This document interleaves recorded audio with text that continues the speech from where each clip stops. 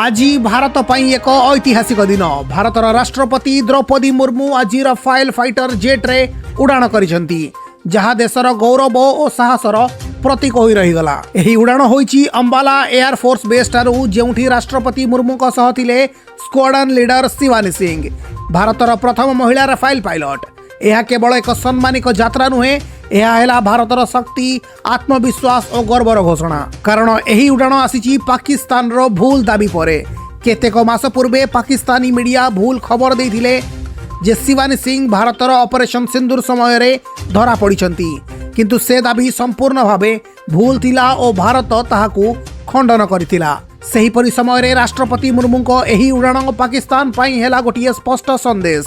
Operation सिंदूर आरंभ होइतिला Pahalgam terror attack परे, जेउठी 26 जन निर्दोष जीवन हारिथिले। तापरे भारत नेला एक दृढ़ पदक्षेप, पाकिस्तान भितरे थिबा आतंक शिविर उपरे कला सीधा आक्रमण।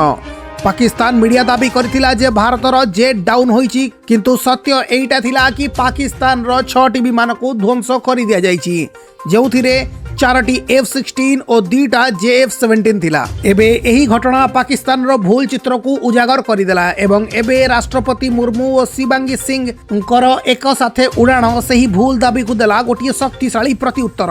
यह थिला एक 30 मिनिट रो फ्लाइट। राष्ट्रपति मुर्मू को जेट पायलट करुथिले ग्रुप कैप्टेन अमित गेहानी एवं फॉर्मेशन रे थिले air chief marshal AP Singh. उड़ाण समय रे जेट पहुंची 15,000 फीट हाइट रे एवं गति थिला प्राय 700 किलोमीटर पर आवर।